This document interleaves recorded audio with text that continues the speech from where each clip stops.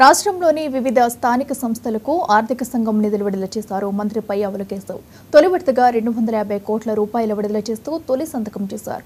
రాష్ట్ర సచివాలయం 2వ భవనంలో వేద పండితులు ఆశీర్వచనాల మధ్య మంత్రిగా బాధ్యతలు స్వీకరించారు.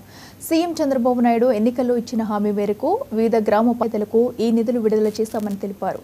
రాష్ట్ర ఆర్థిక శాఖ ముఖ్య కార్యదర్శి పీయూష్ కుమార్, కార్యదర్శులు తదితరులు మంత్రికి పుష్పగుచ్చాలు ఇచ్చి శుభాకాంక్షలు తెలిపారు.